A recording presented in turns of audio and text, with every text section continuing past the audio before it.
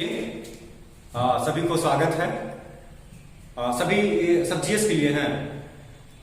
अच्छा, सब जीएस के लिए हैं। Yes sir. अच्छा, चलिए तो मुख्य रूप से लगा कि जेपीएससी क्लास है और जेपीएससी क्लास है ना जी। चलिए, कितना क्लास हो चुका है जीएस का? सर क्लास तो हुआ है, लेकिन हम लोग को अभी लोक प्रशासन पढ़ना है। अच्छा, लोक प्रशासन पढ़ना है जी। चलिए तो आज ये जो जीपीएससी है उसमें जो हमारा सिलेबस है, प्री का जो सिलेबस है जो जीएस में है, जीएस में एक Indian polity and public administration है, ठीक है जी। तो आप लोग को लोक प्रशासन ही पढ़ा दें। जी सर। चलिए ठीक है, तो देखिए इंडियन पॉलिटी और हमारा जो public administration and good governance है, इससे पूरा जो क्वेश्चन पूछते हैं 10 पूछते हैं हम, जी ठीक है। तो 5 क्वेश्चन आपका जो है वो इंडियन पॉलिटी से रहेगा, बाकी क्वेश्चन आपका लोक प्रशासन से रहेगा। मतलब कुल मिला के आपको Indian polity and good governance से आपको जो है वो 10 क्वेश्चन आपको रहेगा प्री में, और मेंस में तो पेपर ही रहेगा, ठीक है। चलिए तो लोक प्रशासन का आप लोग का बात है तो फर्स्ट हम लेते हैं, और लोक प्रशासन का जो पहला टॉपिक है उस पर हम आज विस्तार चर्चा करते हैं। तो आप लोग तैयार हैं सब लोग? जी सर। चलिए ओके।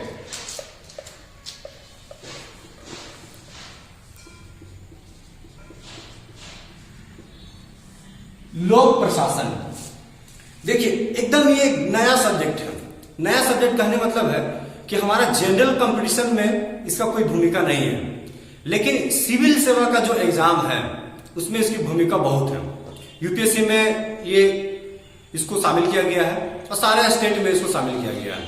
ये पॉलिटिकल साइंस का एक हिस्सा है। जो पॉलिटिकल साइंस से ग्रेजुएशन पीजी आगे की जो पढ़ाई करते हैं वो इसको अच्छी तरह से जानते हैं। चलिए तो फर्स्ट जो चैप्टर है, जिससे 2016 में भी जेपीएससी का एग्जाम हुई थी, उसमें कई प्रश्न पूछे गए थे इससे। तो फर्स्ट जो चैप्टर है वो है लोक प्रशासन का अर्थ एवं उसका उदय कैसे हुआ, उसकी प्रकृति क्या है, उसका क्षेत्र क्या है, और ये दूसरे विषयों से किस प्रकार भिन्न है, इस पर हम लोग क्रमबद्ध बात करेंगे लोक प्रशासन पर। चलिए तो सबसे पहले हम लोग देखते हैं कि लोक प्रशासन का अर्थ क्या है। आप लोग सभी शांत रहेंगे, हल्ला नहीं करेंगे कोई, ठीक है। खाली केयरफुली सुनेंगे मेरे बात को। और मेरा एक बहुत बड़ी विशेषता है कि हम जो भी पढ़ाए हैं वो आपको हम पूछेंगे, इसलिए आप लोग एकदम ध्यान से सुनिए और कोशिश कीजिए कि कंसेप्ट कैसे क्लियर हो। सिर्फ लिखना नहीं है, समझना है। चलिए तो लोक प्रशासन, सबसे पहले हम लोग बात करेंगे कि लोक प्रशासन का अर्थ क्या होता है, ठीक है। लोक प्रशासन का अर्थ क्या होता है, देखिए लोक प्रशासन का अर्थ देखा जाए तो लोक प्रशासन में यहाँ दो ये शब्दों से मिलकर बना हुआ है, एक लोक है और दूसरा प्रशासन है, ठीक है। लोक और प्रशासन, यदि इसका हम अर्थ देखें कि लोक प्रशासन का क्या अर्थ होता है, तो लोक का अर्थ यहाँ जनता नहीं है। लोक का अर्थ जो यहाँ है वो है सरकार। क्या है? सरकार। तो लोक का अर्थ जो है यहाँ पे सरकार होगा, और प्रशासन का ऐसे अर्थ देखा जाए तो प्रशासन का अर्थ होता है सेवा करना या देखभाल करना, ठीक है। तो हम कह सकते हैं कि लोक प्रशासन का अर्थ हुआ संक्षेप में कि सरकारी कार्यों का सेवा करना, सरकारी कार्यों का प्रशासन करना। तो लोक प्रशासन सरकारी कार्यों का प्रशासन है। जो हमारे अधिकारी लोग हैं जो प्रशासन का काम करते हैं, उनका जो अध्ययन है, जो विस्तार अध्ययन है, वो हमारा लोक प्रशासन में आता है। ये शासन से अलग है। हम शासन और प्रशासन में भी अंतर करते हैं। शासन अलग है और प्रशासन अलग है, ठीक है। तो शासन का अध्ययन इसमें नहीं होता है। शासन का अध्ययन हमारा इंडियन पॉलिटी में होता है, पॉलिटी में होता है। यदि हम संविधान पढ़ते हैं, ठीक है, संविधान पढ़ते हैं, पॉलिटी पढ़ते हैं, तो इसका जो अध्ययन है वो हमारा होता है शासन में, ठीक है। जैसे हम मंत्री का अध्ययन करेंगे, संसद का अध्ययन करेंगे, प्रधानमंत्री का क्या काम होगा, मेरा क्या अधिकार है, राज्य का क्या कार्य है, ये सारा जो अध्ययन होगा वो शासन में होगा, जो जनरल कॉम्पिटिटिव का ये हिस्सा है। प्रशासन जो होता है वो इससे अलग है। ये सरकारी कार्यों को कराने के लिए जितने भी अधिकारी उत्तरदायी हैं, ये सारा का अध्ययन प्रशासन में है, ठीक है, तो दोनों में डिफरेंट है। प्रशासन और शासन और प्रशासन बहुत अंतर है। क्या अंतर है? देखिए, शासन का जो अध्ययन है वो मुख्य रूप से हमारा पॉलिटी सब्जेक्ट में होता है। जो हमारा राज व्यवस्था है उस विषय में जो अध्ययन होता है उसमें शासन का अध्ययन होता है। ठीक है, इसमें जो है हम प्रशासन का अध्ययन मुख्य रूप से नया सब्जेक्ट जो जन्म लिया है वो हमारा लोक प्रशासन है। गौर से देखेंगे, प्रशासन और शासन और प्रशासन में अंतर है। इंडियन पॉलिटी में हम शासन का अध्ययन करते हैं, लोक प्रशासन प्रशासन का अध्ययन करते हैं। जैसे आगे देखिए, यदि हम जो शासन में जो लगे हुए व्यक्ति हैं, जो शासन में लगे हुए व्यक्ति हैं, वो जो है वो अस्थायी है। अस्थायी है, अस्थायी कहने मतलब कि ये 5 साल के लिए है, 4 साल के लिए है, 1 साल के लिए है, ये अस्थायी नहीं है, ये लाइफ टाइम नहीं है। जैसे आप देख सकते हैं, एक मंत्री, एक विधायक, कोई भी नेता है जो शीर्ष स्तर पे है, जो कार्यपालिका का सदस्य है, उनका कार्यकाल फिक्स है, 5 साल है। 5 साल से बेटा पहले भी जा सकता है। ऐसे तो उसको कहा दिया गया कि प्रधानमंत्री कार्यकाल 5 वर्ष है, लेकिन ये कोई जरूरी नहीं है। ये उसकी असेंबली पर निर्भर करता है, उसकी सरकार पर निर्भर करता है कि वो कितने दिन रहे। ठीक है, तो जो हमारे शासन में लगे व्यक्ति हैं उनका कार्यकाल फिक्स नहीं है, वो अस्थिर है। ठीक है ना, तो ये अस्थायी होता है। और प्रशासन में लगे व्यक्ति जो है वो अस्थायी है, अस्थायी है। ये एक बार इनका नियुक्ति होता है तो संभवतः ये लाइफ टाइम तक चलते हैं, इनका कार्यकाल तय नहीं है। ठीक है, और देखते हैं कि शासन में बैठे हुए व्यक्ति जो शासन चला रहे हैं, कोई जरूरी नहीं है कि बहुत बुद्धिमान हो, बहुत दक्षता हो, बहुत कुशल हो। मतलब दक्षता इसमें नहीं होता है। कह सकते हैं कि शासन में लगे व्यक्ति जो होते हैं वो क्या होते हैं कि नौसिखिया होते हैं। इसके पास कोई जरूरी नहीं कोई क्षमता होगा, अच्छा जानकार होगा, लेकिन प्रशासन में लगा हुआ व्यक्ति के पास क्या होता है? दक्षता होती है, एक कुशलता होती है। इतना आसान है का जेपीसी का ऑफिसर बन जाना? पहले सरकार का फॉर्म आएगा, फिर फॉर्म को भरोगे, जो योग्यता को पूरा करेगा उन लोग फिर फॉर्म भरेगा, उन लोगों का फिर एग्जाम होगा। एग्जाम में बहुत प्रक्रिया है, एग्जाम होगा, इंटरव्यू होगा, फिर सिलेक्शन होगा, ट्रेनिंग होगा, उसके बाद तुम बनोगे, है ना। तो उन लोग पास क्या होता है? क्वालिटी होता है। लेकिन ये मंत्री बनने के लिए कोई योग्यता है क्या? ऐसा लिखा हुआ है कि मंत्री बनने के लिए आपको ग्रेजुएशन होना चाहिए? ऐसा कुछ है क्या? नहीं है, ऐसा है ना? नहीं ना। लेकिन एक सिविल सर्विस बनने के लिए कितना योग्यताएं है? बहुत सारा योग्यता है, सारा कुछ फिल करना होगा जी, है ना। तो इसके पास जो है ये दक्षता नहीं होती है, इसके पास जो है वो दक्षता नहीं होती है। इसके पास तो भैया दक्षता होती ही है, इसके पास तो पूरा दक्षता है। आप संक्षिप्त में आप व्यवहारिक समझ सकते हैं कि जैसे आपके गांव मोहल्ले में कभी झगड़ा होता है ना? झगड़ा होता है कि नहीं जी? सबको झगड़ा होता है जी, सास पुतों में झगड़ा होता है जी, होता है ना। तो जब झगड़ा होता है तो लोग कहते हैं प्रशासन को बुला रहे हैं, प्रशासन आ गया। तो प्रशासन में कौन आ रहा है? कोई मंत्री नहीं आया, नहीं, पुलिस आया जी। पुलिस का जो अधिकारी है उन लोग आए। तो जो पुलिस है वो प्रशासन का है। ठीक है, जो मंत्री है, नेता है, प्रधानमंत्री है, जो शासन में लगे हुए हैं वो सारा शासन जान जाएंगे। दोनों में अंतर हो गया। चलिए, तो लोक प्रशासन में किसका अध्ययन होगा? प्रशासन का अध्ययन होगा। लोक प्रशासन में किसका अध्ययन होगा? प्रशासन का। शासन का अध्ययन नहीं होगा। राइट, अब हम आगे चलते हैं। इसको मिटाएं हम जी जी। चलिए, तो हम लोग लोक प्रशासन का देख लिए हैं। लोक प्रशासन का यहाँ अर्थ हो रहा है कि सरकारी कार्यों का प्रशासन है लोक प्रशासन। इसमें ध्यान देना, लोक प्रशासन लोकहित पर आधारित है। सरकारी जो अधिकारी हैं जिसको नौकरशाही कहते हैं, जिसको ब्यूरोक्रेसी कहते हैं, तो ब्यूरोक्रेसी जो हमारा है, जो नौकरशाही है, जो अधिकारी, उसका काम क्या है? उसका काम है कि जनता को कल्याण करना। सरकार का जो भी योजनाएं हैं, जो सरकार जो भी कार्यक्रम बनाया हुआ है, वो जनता तक कैसे क्रियान्वित हो, कैसे लागू हो, उसके लिए बनाया गया है हमारे ऑफिसर लोग को। ऐसा नहीं खाली अपना पेट भरने के लिए उसको बनाया गया है। ठीक है ना, सरकार उसको वेतन देती है। ठीक है, तो ये जो है ये सरकारी कार्यों का देखभाल करती है। तो आप लोक प्रशासन का समझ गए। लोक प्रशासन जो होता है वो लोकहित पे होता है। ठीक है, और ये सार्वजनिक प्रशासन है। ठीक है, अब लोक प्रशासन के जस्ट विपरीत में एक नया अवधारणा आ गया है जिसको बोलते हैं निजी प्रशासन। तो लोक प्रशासन और निजी प्रशासन का अंतर है। लोक प्रशासन जो है वो लोकहित पर आधारित है, निजी प्रशासन जो होता है वो स्वहित पर आधारित है। ठीक है ना, लोक प्रशासन के विपरीत क्या हो जाएगा? निजी प्रशासन। निजी प्रशासन क्या होगा?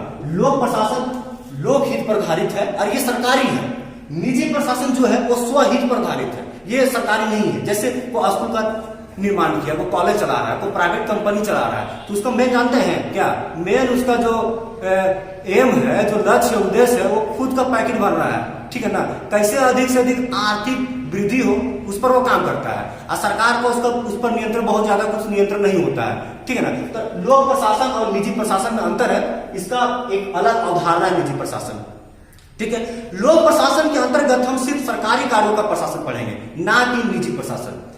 बहुत सारे विचारक ऐसे हैं, देखिए हम बहुत फटाफट पढ़ा रहे हैं, आप लोग सब लोग गौर कीजिएगा, समय कम है, सिलेबस बहुत ज्यादा है कि नहीं? बड़ा लंबा चौड़ा सिलेबस है, उसको खत्म करना है, तो एकदम आप लोग कॉपरेट चाहिए, पूरा एकदम धाम पढ़ाएंगे, आप लोग थोड़ी गौर से सुनिएगा, हम लिखा भी देंगे, टेस्ट भी होगा, ठीक है ना। चलिए खैर, लोक प्रशासन और निजी प्रशासन में कुछ ऐसे विचारक हैं जो कहते हैं कि लोक प्रशासन और निजी प्रशासन अलग है।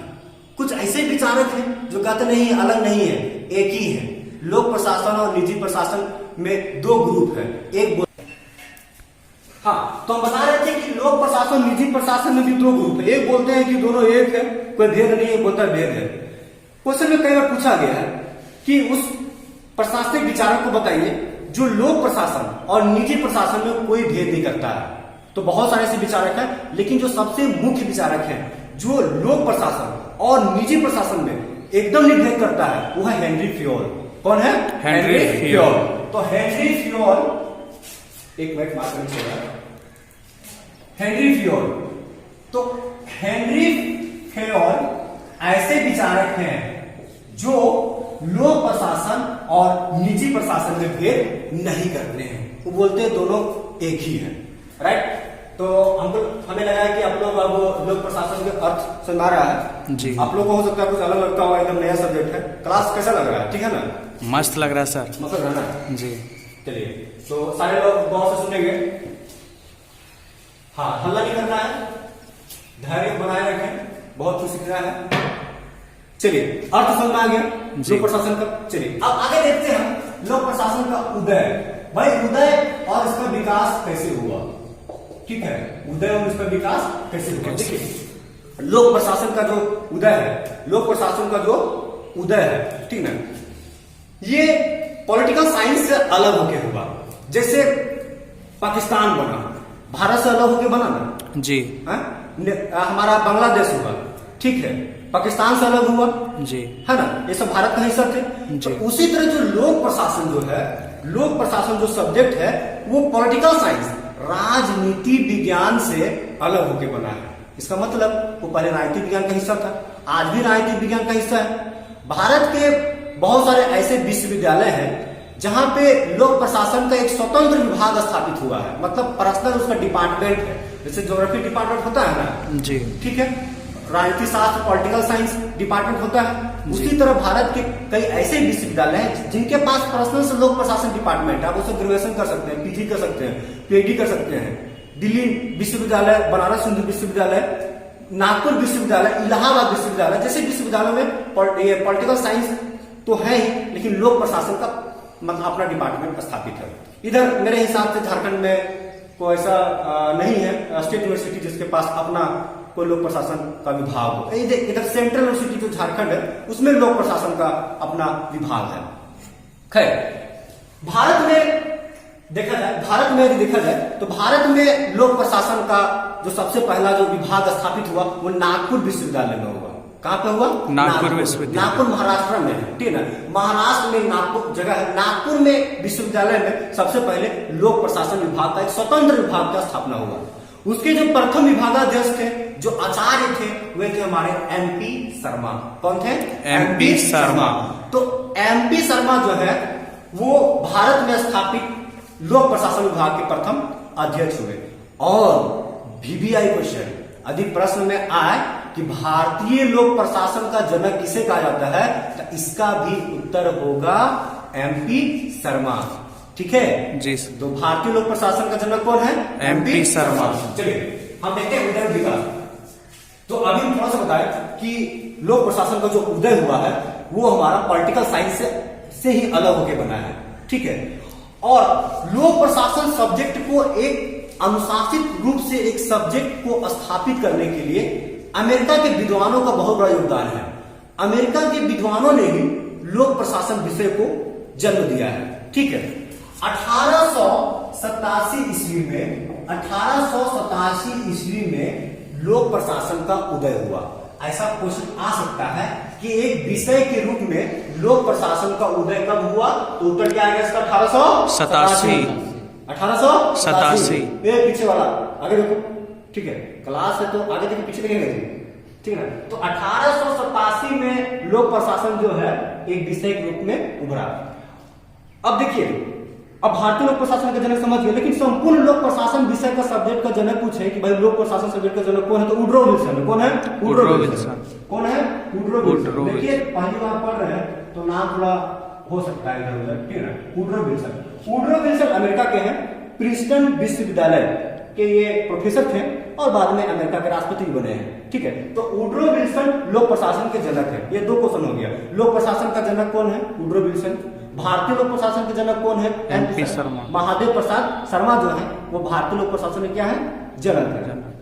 ठीक है, चलिए, तो 1887 में राजनीतिक विज्ञान से अलग होकर एक स्वतंत्र विषय के रूप में 1887 में लोक प्रशासन का जन्म हुआ। लोक प्रशासन का जो जन्मदाता है, जो पिता है, जो जनक है, वो हमारे हैं वुडरो विल्सन। अब समझेंगे कि आखिर वुडरो विल्सन को क्या आवश्यक लगा, क्या जरूरत लगा कि भाई एक वो नया सब्जेक्ट का उत्पन्न कर दिए। ठीक है, इसके लिए थोड़ा सा आपको जाना पड़ेगा अमेरिका का प्रशासनिक व्यवस्था में। अमेरिका, ठीक है ना, अमेरिका की प्रशासनिक व्यवस्था। देखिए, अमेरिका की प्रशासनिक व्यवस्था में एक बहुत बड़ी विशेषता है जो दूसरे देशों से अलग करता है, अभी नहीं है वो विशेषता, वो है लूट प्रणाली या लूट पद्धति। क्या बताया हम? लूट प्रणाली या लूट प्रणाली। लूट प्रणाली, देखिए लूट प्रणाली क्या थी? ठीक है, लूट प्रणाली क्या थी? जैसे कि क्या होता था कि अमेरिका में क्या हुआ, एक ऐसा समय था कि जितने भी ब्यूरोक्रेटिक थे, जितने भी नौकरशाही थे, जितने भी अधिकारी थे, उनका चयन नहीं होता था, क्वालिटी बेस उस पर नियुक्ति नहीं होता था। ठीक है, जो भी पार्टी की सत्ता है, जो भी सरकार में है, जो भी मंत्री हैं, जो बड़े मंत्री हैं, उन लोग क्या करते थे कि सारा सीट को खरीद लेते थे और अपना अपना व्यक्ति को क्या करते थे, बना देते थे, सिविल सर्वेंट बना देते थे, मतलब अधिकारी बना देते थे। इसी का आगे लूट प्रणाली, मतलब लूटो और अपना अपना व्यक्ति को, साला को, साली को, भौजी को बना दो क्या अधिकारी। राइट, तो लूट के माध्यम से जो चल रहा था वो कहा लूट पद्धति। ठीक है, आपको समझो कि आखिर अमेरिका में ऐसा क्या हुआ जिसके कारण अमेरिका के विद्वानों ने लोक प्रशासन विषय का उदय किया। देखिए, अमेरिका के जो प्रथम राष्ट्रपति थे वो थे जॉर्ज वाशिंगटन, है ना। जब जॉर्ज वाशिंगटन राष्ट्रपति बने तो अधिकारियों का जो नियुक्ति हुआ वो योग्यता के आधार पर हुआ, जिसके पास योग्यता है वही ले लिया। ठीक है, लेकिन कुछ समय के बाद 5वें 6ठे राष्ट्रपति जब आए तो अमेरिका में जो पहले से प्राचीन जो चल रहा था, वो जॉर्ज वाशिंगटन के काल से जो चल रहा था व्यवस्था, उसको उन लोग ध्वस्त कर दिया। निक्सन जब राष्ट्रपति बने, निक्सन व्यक्ति का नाम है, अमेरिका का राष्ट्रपति हुए। निक्सन जब राष्ट्रपति बने अमेरिका में तो उन्होंने क्या किया, उन्होंने योग्यता आधारित जो नौकरशाही का चयन होता था उसको हटा दिया और लूट प्रणाली को लाया। यहाँ पे बहुत इंपॉर्टेंट क्वेश्चन बनता है, क्वेश्चन में आ जाएगा कि लूट प्रणाली का शुरुआत किसने किया, तो निक्सन ने किया। अमेरिकी राष्ट्रपति निक्सन ने लूट प्रणाली का शुरुआत किया। ठीक है, अब उसके बाद यही से चीज है जो लोक प्रशासन का उदय होता है। अब बताइए, शासन वाला व्यक्ति जो बैठे हुए हैं उन लोग प्रशासन को चुन रहे हैं, जो शासन में बैठे हुए हैं, जो मंत्री हैं, प्रधानमंत्री हैं, राष्ट्रपति हैं, उन लोग जो बैठे हुए हैं वही लोग प्रशासन को चुन रहे हैं और मनमानी तरफ से चुन रहे हैं, लूट रहे हैं। ठीक है ना, ये प्रथा एक बुराई वाली प्रथा थी। ठीक है, तो वुडरो विल्सन ने क्या किया, वो बताया कि भाई प्रशासन अलग चीज है और शासन अलग चीज है, दोनों के बीच सीमा रेखा होना चाहिए।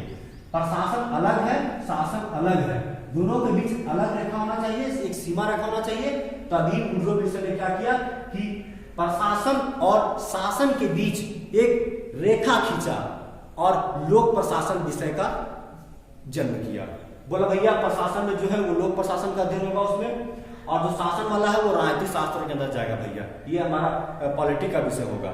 ठीक है, तो वुड्रो विल्सन, अमेरिकी राष्ट्रपति वुड्रो विल्सन ने क्या किया कि शासन और प्रशासन के बीच एक रेखा खींचा और एक नया सब्जेक्ट का जन्म दिया जो कहलाया लोक प्रशासन। ठीक है, यहाँ पे क्लियर है कि कैसे उदय हुआ, तो इस चीज को आप दिमाग में रखेंगे कि भाई लूट प्रणाली ही आधार बनी, लूट प्रणाली आधार बनी। अब क्या हुआ भाई, जब लूट प्रणाली खत्म हो गया तो अब क्या हुआ कि लोक सेवकों का जो नियुक्ति है, अधिकारियों का जो नियुक्ति है वो शासन नहीं करेगा, उसके लिए आयोग बनाया जाएगा। आयोग तय करेगा कि भाई उसकी योग्यता क्या होनी चाहिए, किस आधार पे हम चेन लेंगे, फिर हम उसको नियुक्ति करेंगे। तो ऐसे उस प्रकार उसको बनाया गया। जैसे झारखंड में भी होता है, भारत में होता है यूपीएससी, संघ लोक सेवा आयोग की स्थापना किया गया है। वो हमारा नोटिफिकेशन जारी करता है, उसके बाद लोग फॉर्म भरते हैं, उसके बाद आगे प्रक्रिया है। ठीक है ना, तो ये हो गया लोक प्रशासन का उदय एवं विकास। ठीक है, क्लियर है ना। चलिए सर, अच्छा चलिए, तो अर्थ समझ में आ गया, उदय एवं विकास समझ में आ गया। अब थोड़ा सा हम लोग आगे चलते हैं।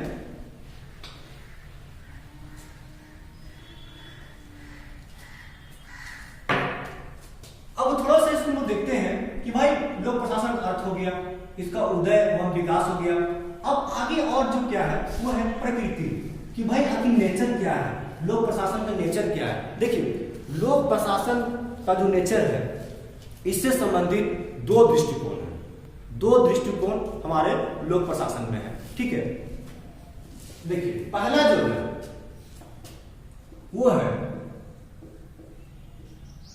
समग्र दृष्टिकोण,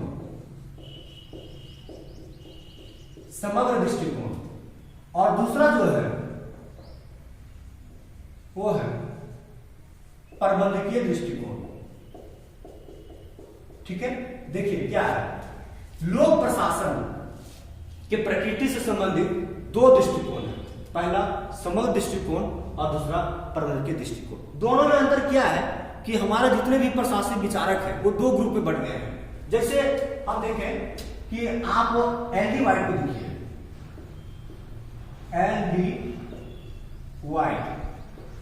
एल.डी. वाइट विचारक है, प्रशासनिक विचारक है।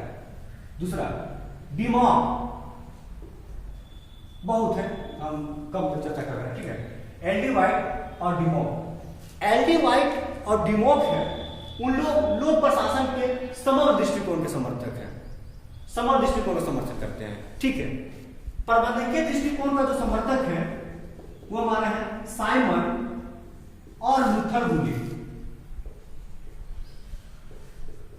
लूथर गुली, साइमन और लूथर गुली। तो साइमन, हर्बर्ट साइमन और लूथर गुली जो है वो प्रबंधकीय दृष्टिकोण के समर्थक है। आप तो समझिए कि भाई समग्र दृष्टिकोण क्या होता है, प्रबंधकीय दृष्टिकोण क्या होता है, इतना जान लीजिए कि समग्र मतलब समझ रहे विशाल है, बड़ा है। जो समग्र दृष्टिकोण के समर्थक हैं उन लोग कहना है कि जो लोक प्रशासन है वो बहुत व्यापक है, और व्यापक होने के कारण कि इसमें संपूर्ण का अध्ययन होता है। ऊपर प्रशासन या संगठन में ऊपर से नीचे तक जितने भी अधिकारी बैठे हुए हैं सारा का अध्ययन होता है लोक प्रशासन में, ऐसा मानते हैं समग्र दृष्टिकोण वाले। ठीक है, ऐसा कौन मानते हैं, समग्र दृष्टिकोण वाले मानते हैं। समग्र दृष्टिकोण वाले का ये कहना है, जिसमें एल.डी. वाइट है और डिमॉक है ना जी। इसमें प्रबंधकीय, प्रशासनीय, तकनीकी, गैर तकनीकी, लिपिकीय है ना। अब देखिए लिपिकीय में बात करेंगे तो जब प्रशासन में जो सबसे निम्न स्तर का जो अधिकारी व्यक्ति जो बनाया गया है उसको भारत में बाबू बोलते हैं। बाबू मतलब क्लर्क है ना।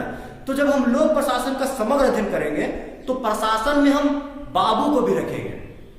ठीक है, प्रशासन का जो केंद्र बिंदु जो है वो बाबू पर निर्भर है। भारत में बाबू को मेन माना गया है। ठीक है, तो उसको हम समग्र में रखेंगे। और हम प्रबंधकीय में क्या रखेंगे, प्रबंधकीय में हमारे साइमन और लूथर गुलिक हैं, इन लोगों का मानना है कि लोक प्रशासन जो है एक संकुचित दृष्टिकोण देता है। संकुचित दृष्टिकोण में हम सिर्फ प्रबंधकीय दृष्टिकोण का रखते हैं। मतलब प्रशासन में जो शीर्ष अधिकारी हैं, प्रशासन में जो ऊंचे पद पे बैठे हुए हैं, उसी का अध्ययन सिर्फ हमारा किसमें है, प्रबंधकीय में है। बाकी उसके नीचे जितने भी अधिकारी हैं उसका अध्ययन इसमें नहीं किया जाता है। ठीक है, तो इस प्रकार से देख सकते हैं ये बहुत व्यापक है, ये संक्षिप्त अपेक्षाकृत ये लघु है। ठीक है, ये बोलते हैं कि सारा लोक का अध्ययन है। प्रशासन को जो सपोर्ट करने वाले हैं ना वो भी है, क्लर्क भी जो है प्रशासन में काम कर रहा है, लेकिन प्रबंधकीय दृष्टिकोण में बोलता नहीं, कलर को हम नहीं रखेंगे। जो मेन अधिकारी हैं, जो बड़े अधिकारी हैं, जो ऊंचे बैठे हुए हैं ना ऊपर में, उसी का अध्ययन करेंगे प्रबंधकीय दृष्टिकोण का। ठीक है, तो ये दो चीज है। हाँ, अभी लिखना नहीं है, हम लिखा देंगे सारा, ठीक है ना। पहले आप समझिए, उसके बाद हम आपको लिखाएंगे, उसके बाद हम पूछेंगे, उसके बाद टेस्ट देंगे, सारा चीज क्लियर हो जाएगा। ठीक है, तो अभी लिखने पर मत जोड़ दीजिए। लिखने के चक्कर में जानते हो ना, समझ में नहीं पाओगे। किताब इतना मोटा मोटा किताब है, उसको पढ़ते रहो, कंसेप्ट समझ में आएगा क्या? नहीं जी सर, आपको समझना है, ठीक है ना। चलिए इसको मिटाते हैं हम।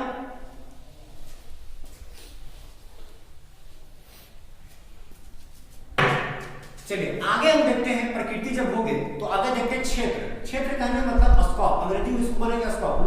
लोक प्रशासन का क्षेत्र कहाँ है, कहाँ तक किस किस को समेटता है लोक प्रशासन, ठीक है ना। अब देखिए, लोक प्रशासन के क्षेत्रों को मिले कि दो दृष्टिकोण है। कितने दृष्टिकोण है? दो। जैसे इसका प्रकृति भी दो था, उसी प्रकार इसका क्षेत्र भी दो है, ठीक है ना। क्षेत्र भी दो है। देखिए क्या क्या दो है। पहला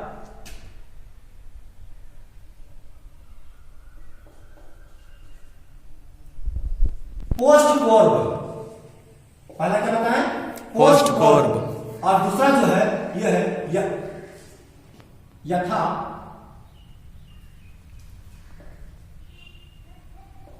वस्तु स्थिति। वस्तु स्थिति, देखिए लोक प्रशासन का क्षेत्र से संबंधित दो दृष्टिकोण है। एक है पोस्ट कोर्ब दृष्टिकोण और दूसरा है वस्तु स्थिति दृष्टिकोण, ठीक है। अब देखिए, पिछले बार मतलब जब पिछले बार झारखंड में जब एग्जाम हुई प्रशासनिक सेवा का, तो क्वेश्चन एक प्री में पूछा था पोस्ट कोर्ब से, ठीक है ना। पोस्ट कोर्ब से क्वेश्चन पूछा हुआ है कि पोस्ट कोर्ब का सिद्धांत किसने दिया, है ना। एक बार पूछा था पिछले बार, इससे पहले 2016 से पहले वो था कि पोस्ट कोर्ब के आलोचक कौन है, तो इससे क्वेश्चन बनता है। देखिए क्षेत्र पोस्ट कोर्ब, ये वस्तु स्थिति दृष्टिकोण। देखिए पोस्ट कोर्ब का जो सिद्धांत दिए हैं, पोस्ट कोर्ब क्षेत्र में जो लोक प्रशासन के क्षेत्र में जो पोस्ट कोर्ब दृष्टिकोण है, इसके जो प्रतिपादक है, जो जन्मदाता है, वो है लूथर गुलिग। कौन है?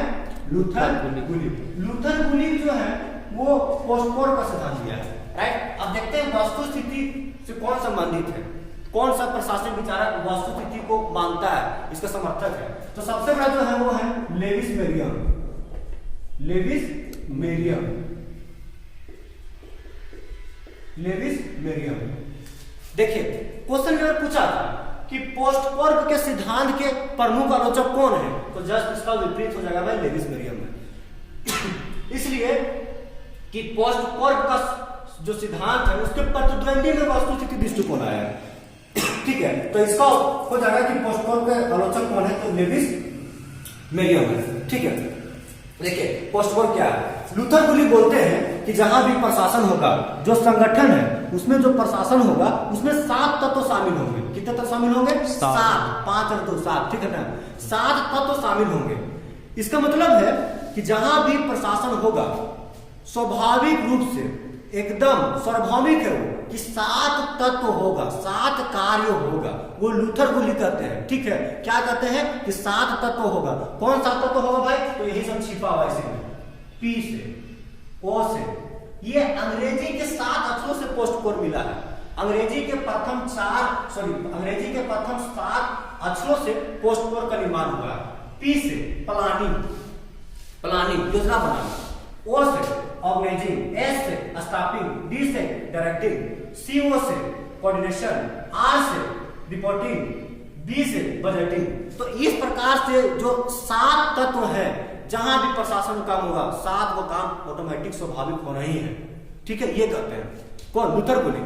तो पोस्ट कोर्ब के सिद्धांत दे दिए हैं, ठीक है। इसका कहने का मतलब हुआ कि भाई जहां प्रशासन होगा वहां 7 तत्व क्या होगा? आएगा ही आएगा। खैर इसको डिटेल्स आपको लिखा देंगे, अभी समझा रहे हैं, ठीक है ना। चलिए ये हो गया।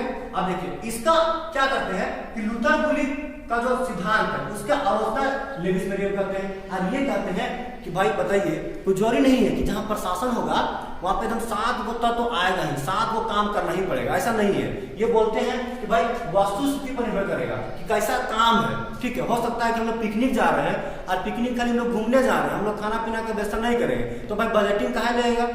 खाने का पैसा तो मिलाना नहीं है, तो फिर वैसे में भाई पोस्ट कॉर्म का सिद्धांत तो नहीं होगा।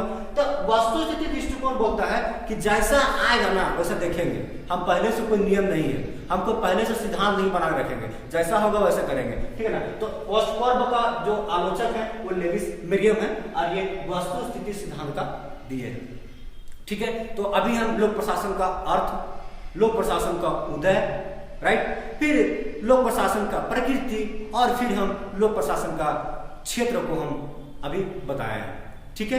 तो समय कम है और पढ़ाना बहुत है, इसलिए थोड़ा फास्ट चलेंगे, आप लोग थोड़ा माइनस कीजिएगा उसको और कुछ हम दिखाएंगे भी।